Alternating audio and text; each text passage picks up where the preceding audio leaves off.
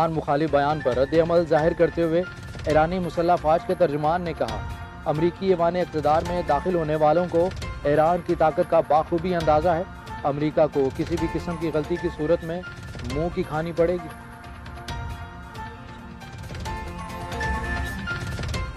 بیت المقدس کو اسرائیل کا دارالحکومت تسلیم کرنے کے ٹرمپ کے اقدام کے بعد اب تک مقبوضہ فلسطین کے مختلف علاقوں میں 345 فلسطینی شہید ہو چکے، قدس مرکز کی رپورٹ۔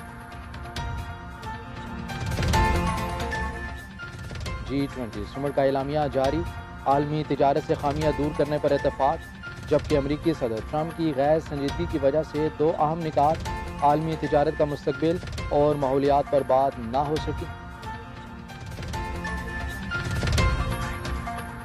فرانس میں ایندھن کی قیمت اور مہنگائی میں اضافے کے خلاف احتجاج پرتشدد مظاہروں میں تبدیل، فرانسیسی صدر مظاہرین کا مطالبہ ماننے پر مجبور ہو گئے۔ خیبر پختونخوا کے اسپتالوں کے فضلے کی تلفی کے از خود نوٹس کیس کی سماعت، دوران سماعت چیف جسٹس نے ریمارکس دیے کہ KPK کو جنت بنا دیا گیا۔ چیف جسٹس نے کہا اورنج لائن منصوبہ مکمل ہونے کی مدت پر کوئی سمجھوتہ نہیں ہوگا۔ سماعت کے دوران نجی کمپنی کے وکیل نے کہا کام مکمل کرنے کے بعد طے شدہ ریٹ کم کر دیے گئے، عدالت ادائیگیوں کے معاملے پر ثالث مقرر کرے۔